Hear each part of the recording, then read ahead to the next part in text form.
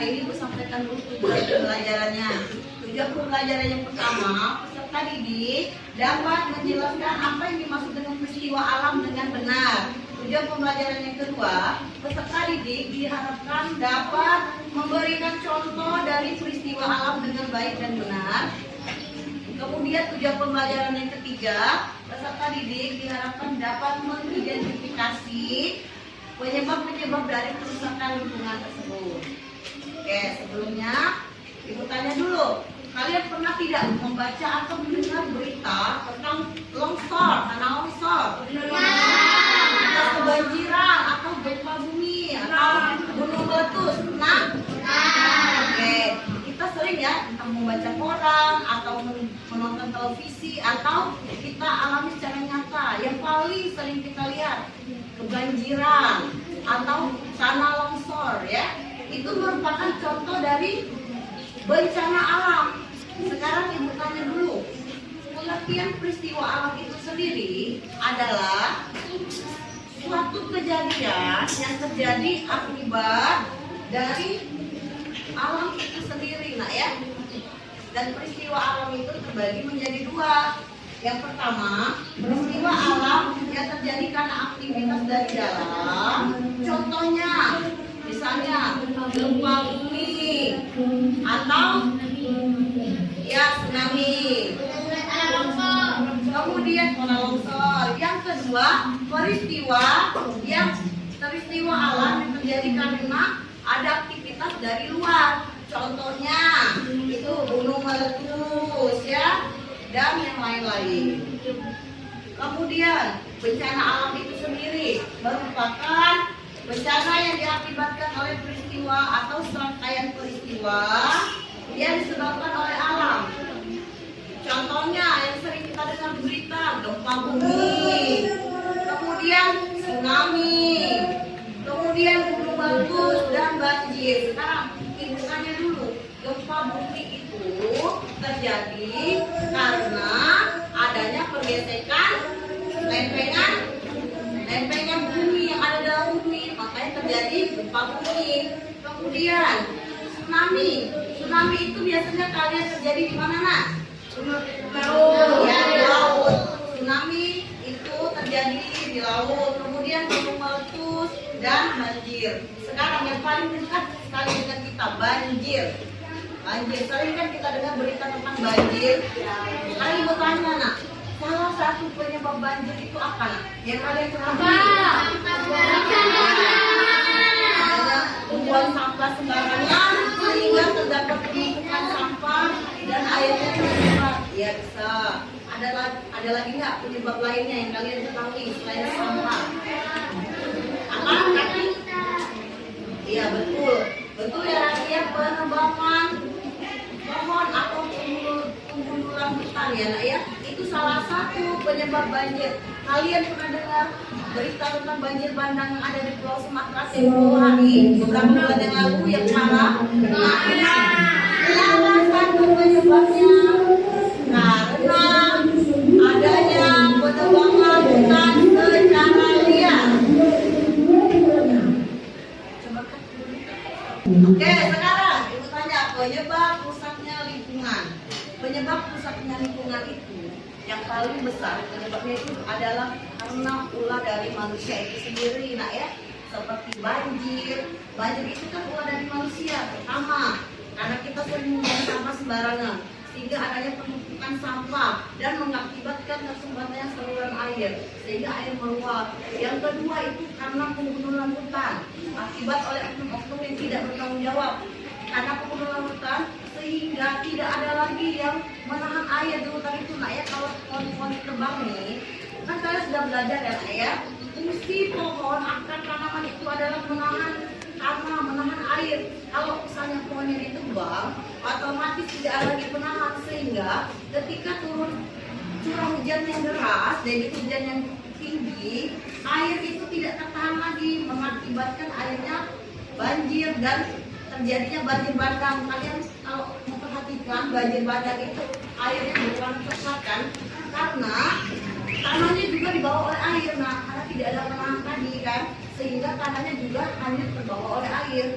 pohon apapun disamping habis oleh banjir. Jadi kerusakan pertama itu disebabkan oleh tangan manusia itu sendiri, nah ya, entah itu sampah ataupun pengumpulan dan yang lain-lainnya.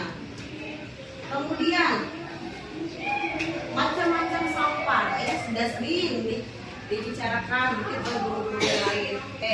Terdapat dua jenis sampah ya di Indonesia. Yang pertama itu sampah organik, yang kedua sampah anorganik. Sampah organik itu adalah sampah yang bisa terolah sendiri. Contohnya, sampah dari dedaunan, daun kering, atau misalnya kulit buah, saya kalian mengupas buah, atau bekas sayur-sayuran, itu bisa terolah sendiri. Nah ya, yang kedua sampah anorganik itu sampah yang tidak bisa terolah sendiri. Contohnya, yang paling sering itu botol minuman, botol bekas minuman, atau kertas, atau plastik-plastik yang pecah kalian di rumah itu tidak bisa terurai sendiri. Nah, contohnya yang paling mudah kita temukan, kantong plastik yang sering kita pakai untuk belanja, yang warna hitam, yang kita sering kantong plastik kresek ya, namanya atau asoy. Itu nak ya, butuh waktu bisa lebih dari 10 tahun nak untuk terurai. Jadi makanya sekarang pemerintah selalu menggerakkan untuk kalau belanja tidak memakai plastik lagi, kita bawa topik dari rumah atau bekas izin belanja. Terus sekarang dianjurkan untuk menggunakan botol air minum seperti ini ya, supaya tidak memakai botol yang sekali pakai lagi kan, untuk mengurangi limbah plastik. Satu lagi, misalnya kalian makan di restoran, beberapa restoran sudah menerapkan tidak memakai sedotan plastik lagi. Itu merupakan salah satu upaya untuk mengurangi sampah plastik. Ibu pernah lihat suatu video ya di YouTube, sampah plastik yang paling banyak ditemukan di lautan itu adalah sampah dari sedotan plastik. Jadi mulai sekarang ibu harapkan kalau setelah kita belajar pembelajaran ini, semoga kita bisa pelan-pelan untuk mengurangi pemakaian plastik, nah ya, dengan cara membawa air minum dari rumah, atau misalnya kalau misalnya makan tidak menggunakan sedotan plastik, kan sekarang sudah banyak sedotan stainless, sedotan kaca, itu salah satu upayanya ya, paham nggak ya? Kemudian kalian pasti sudah pernah mendengar mengelola sampah 3R, yaitu reduce, reuse, dan recycle. Kalian juga pasti sering kan mempraktekannya. Jadi sampah-sampah yang kita anggap tidak berguna, misalnya bekas sabun atau bekas sabun cuci piring, itu ternyata bisa kita olah kembali.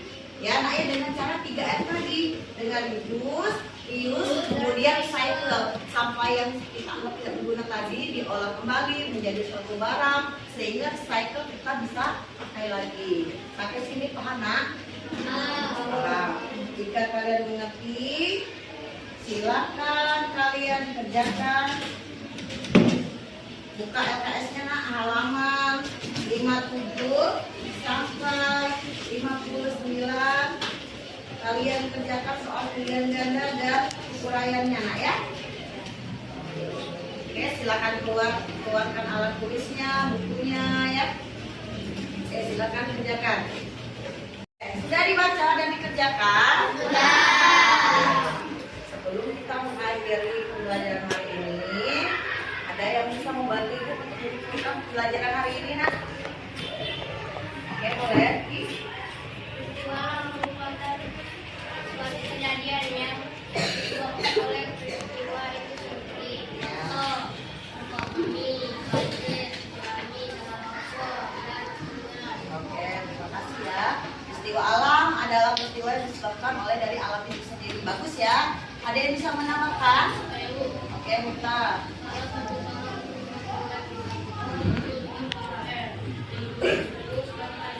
Oke, bagus ya. Salah satu penampungannya sudah disebutkan oleh teman kita Muta. Oke, sampai sini sudah paham nak? Untuk tugas di rumah, nanti silakan kalian lanjutkan di halaman selanjutnya nak ya. Di halaman 59 sampai 61 nah ya. Nanti kalian kerjakan di rumah, kita kumpul untuk pertemuan selanjutnya. Oke, ibu akhiri pembelajaran kita hari ini. Wassalamualaikum warahmatullahi wabarakatuh.